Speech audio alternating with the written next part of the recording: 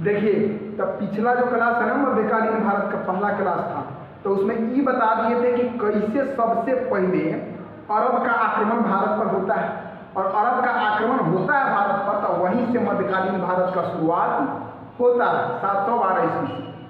मोहम्मद बिन कासिम का हत्या हो गया था, ठीक, हत्या हो गया। उसके बाद में क्या होता है कि कुछ साल तक कोई भी आक्रमण नहीं होता है भारत, ठीक।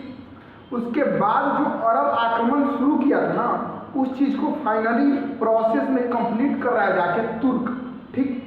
तो इसमें एक वंश है जिस वंश का नाम है गजनी, ठीक है ना। तो देखिए, सबसे पहले हम जानते हैं गजनी वंश के बारे में। कौन सा वंश? गजनी वंश, गजनी या यामिनी,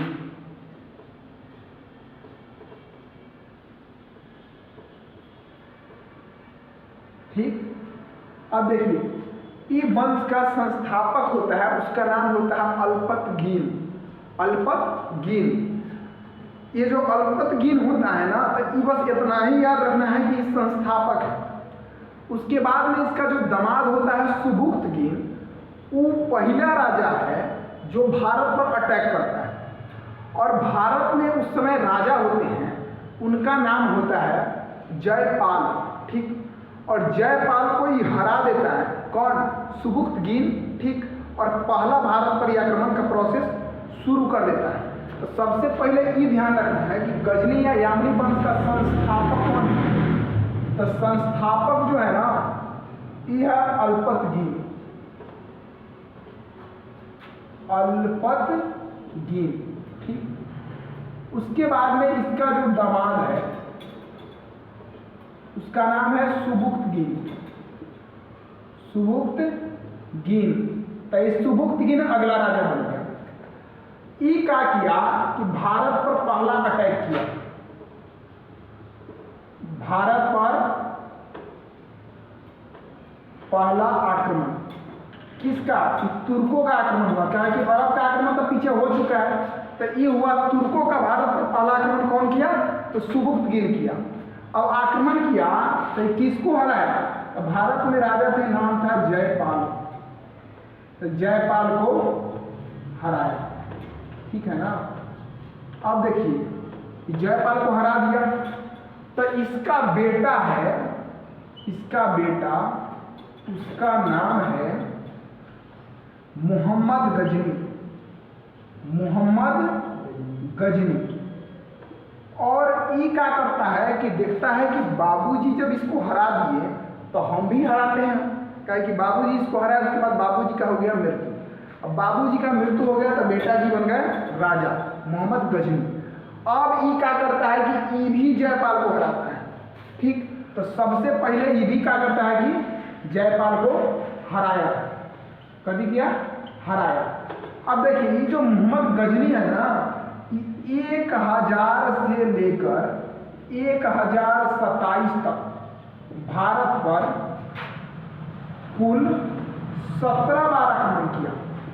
17 बार आक्रमण किया, ठीक है ना। तो 1000 से लेकर के 1027 तक ये जो मोहम्मद गजनी है, ये क्या करता है कि भारत पर कितना बार आक्रमण करता है? 17 बार। अब ये जो आक्रमण करता है ना, इसमें पहला तो आप देख रहे हैं कि पहला आक्रमण में जयपाल को हरा दिया है 1001 ईस्वी में। उसके बाद में इसका सबसे फेमस जो आक्रमण होता है वो होता है 1025। 1025 में गुजरात के राजा भीम प्रथम को हराकर किसको लूटा था? सोमनाथ मंदिर को लूटा था। सोमनाथ मंदिर को लूटा, समझ लीजिए। अब जैसे देखिए कि किसी के कोई गाय बहुत पाल रहा है, भैंसी बहुत पाल रहा है कि नहीं पाल रहा है, देख रहे अपना कर रहा है, ठीक है। आदमी एक दिन चल गया, समूह आजकल लगन का टाइम चल रहा है, आदमी चल गया बरियाती, ठीक, देखा भोज का चस्का, अब ये कैसे बक्सा। अब देखिए आदमी क्या करता है कि आदमी निकल गया बरियाती के, ठीक है आ जाएंगे उनके 1-2 बजे के आसपास।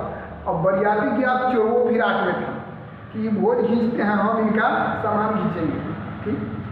अब ये आदमी बरियात गया, गाय भैंसी पूरा बांधा है। अब बांधा तो चोर अपना पूरा दल बल के साथ में एकदम पहुंचता है घरे। अब पहुंचता है घरे चोर, तो क्या करता है, जितना माल भैंसी बहले था इस घर में, अब सब पूरा गैंग के साथ है ना, पूरा खोल के ले गया, ठीक। अभी बेचारा बाजार से भोज खा के जब पहुंचा तो देख रहा है, अभी गाना गाने लगा है, इस कदर लूटा कि खाली दिख रहा है खूंटा, समझ रहे ना। अब गैया भैंसिया खूंटा में बना रहता है ना, अब भोज खाने के चक्कर में इस कदर लूटा कि खाली दिख रहा है खूंटा, ना गाय ना भैंसी कोनो एक को ना दिख रहा है। तो एक घड़ी भोज खाना आप लोग कम कीजिए, पढ़ाई पर ध्यान दीजिए, ठीक है ना। अब देखिए अब क्या होता है कि सोमनाथ मंदिर को लूट लिया। उसके बाद में 1027 ईस्वी में ये जो मोहम्मद गजनी है ना, मोहम्मद गजनी, तो इसका अंतिम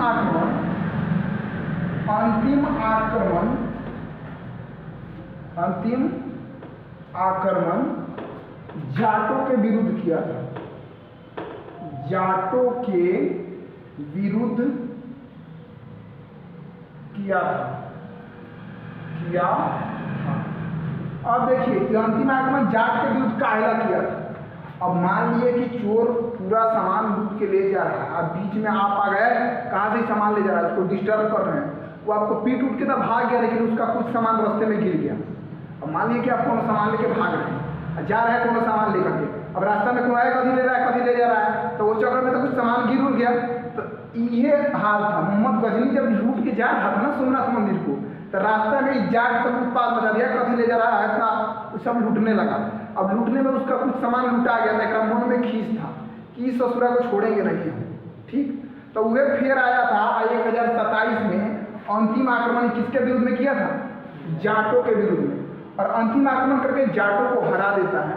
और उसके बाद में फिर 1030 ईस्वी में इसका यानी मोहम्मद गजनी का मृत्यु हो जाता है, ठीक। तो 1030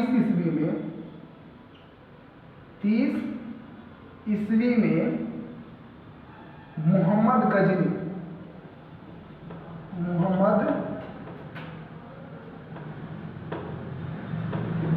का मृत्यु हो गया,